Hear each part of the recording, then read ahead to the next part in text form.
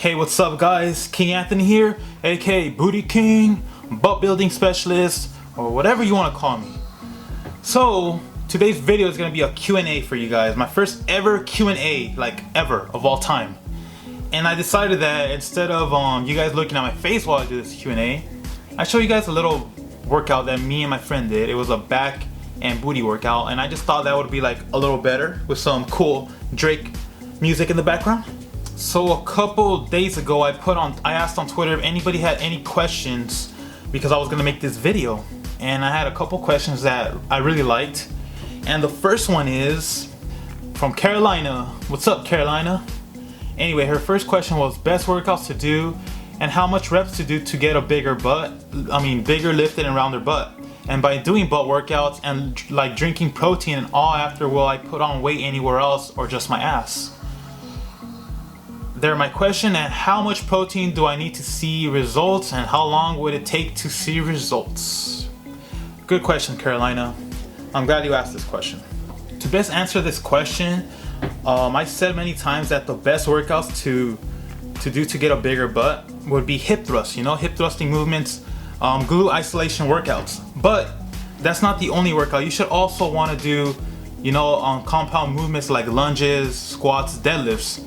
But you should mainly focus on a lot of hip thrusting, donkey kicks also work. And to get a round butt, you need to incorporate a lot of hip abduction workouts. And if you have seen any of my other videos, I do a lot of videos where I do a lot of workouts that round the butt. So if you don't know any hip abduction workouts, just check out my other videos.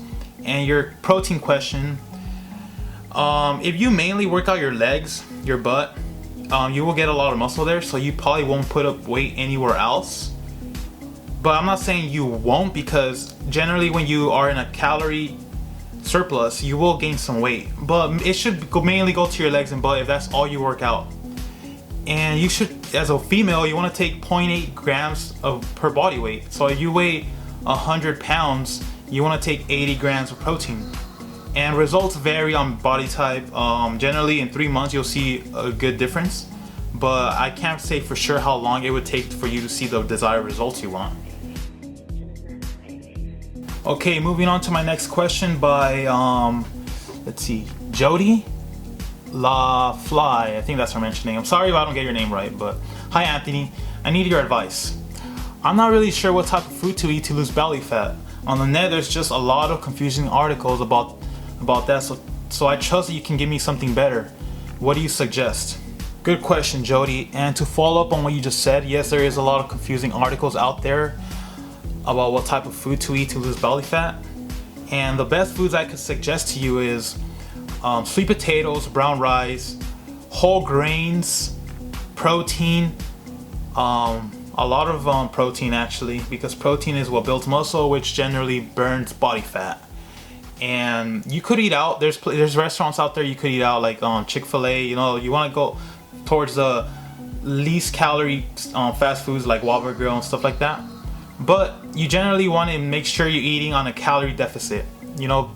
Eat less calories than what you burn. That's the best advice I could give you. You want some more detailed diet plan, then you could just email me and we'll set something up. Moving on to the next question from Dalida. I think that's how you say her name, Dalida 4. Hey Booty King, any exercises I could do to firm up and strengthen the muscles in the lower tummy? 8 years ago I had my second child and I haven't been able to get rid of my belly. Good question, Dalida. To strengthen the lower tummy, leg raises, mountain climbers, flutter kicks, V-ups. Those are 4 workouts right there, and planks. You should always incorporate planks because it's not only going to strengthen the lower tummy, but actually the whole core, the whole body. And it's really good to just function with a strong overall body. Your body can't be strong without a good core. So make sure you do those workouts right there. And next question by Addie says, hi. Hey, so what would help round my butt food-wise? What should I be eating? Also, getting rid of side fat. I know to apply to exercise as well. And by side fat, I mean like what would help the most diet-wise to get such an hourglass figure? Good question, Addie, because this question gets asked a lot. regarding the hourglass figure. And to respond to that, I want to say that you could get an hourglass figure, but you can't. It can't be too extreme because a lot of it is genetics. So if you're not genetically built that way, you might not get it as much as you want. Like you could still get a thin waist and wider hips, but you're looking to look like some of those models out there that have it so extreme, then you might be disappointed because genetics plays a huge part in that. What would help your butt food wise? It's generally the same as any other foods that have muscle build. So like protein shakes, cereals, whole grains, sweet potatoes, brown rice, chicken, steak, mashed potatoes, vegetables. You can't forget your vegetables. But you must be in a calorie surplus because your butt is another muscle. You need to feed it to grow, so you need to eat more than you burn. But you don't want to eat too much, just a little bit more than what you burn. And that'll definitely give you the best results on growing your butt. Lizette from Twitter, Lizette Almonte with an underscore. Hi, I have a quick question. Do you know about any workouts that grow the butt and not the thigh area? I'm already thick in my thigh area, and I find workouts such as squats to be very quad dominant, and they don't do much to my butt. Lizette, I love this question because I've actually said this in a lot of my videos, how too many people focus on squats to grow butt, but they don't realize that squat is a quad dominant workout. So what I suggest to you is find a lot more glute isolation workouts such as hip thrust, donkey kicks, single leg hip thrust, glute bridges, hip abductors, and all types of angles. I've actually posted so many glute isolation workouts in my videos, Instagram, YouTube.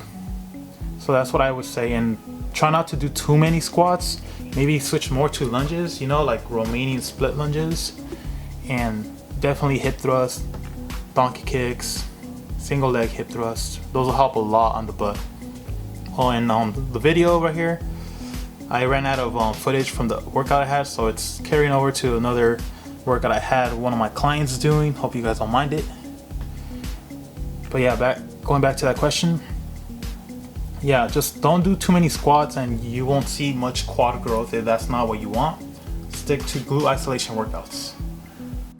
Okay, the next question by Tyler MF. I don't know if I said that right, but interesting Twitter name, Tyler. Anyway, your question was, how often do you suggest your clients to work on their butt a week? Good question, Tyler, because I get this question asked a lot. And what I always tell them is do it 2 to 3 times a week, because if that's your main area, you want to stress it enough times during the week. And I always, like the clients that I've had in the past that have shown the best progress, best results, are clients that I train on their glutes 2 to 3 times a week. And what you want to do is, if you do that, just say you do Monday and Wednesday and Friday, you work out your legs and butt. Monday you want to go kind of heavy, and then Wednesday you want to take it light. You always have to have a light day between those 3 workouts. And then Friday you would go heavy again. So always make sure it's one light day in those if you do it 3 times a week. And then you just repeat that the following week and so on. And you should see really good results like that. I'm not gonna say it's gonna happen in a month, but if you do that over time, eventually you're gonna see the results you're looking for. Okay, next question by Carmen. Twitter name Carmen Vizink. I swear these Twitter names are crazy. Sorry, I'm not even saying them right. Okay, hey Anthony, I really like the content you put out for us and how dedicated you are. I was wondering, what did you study to become a personal trainer?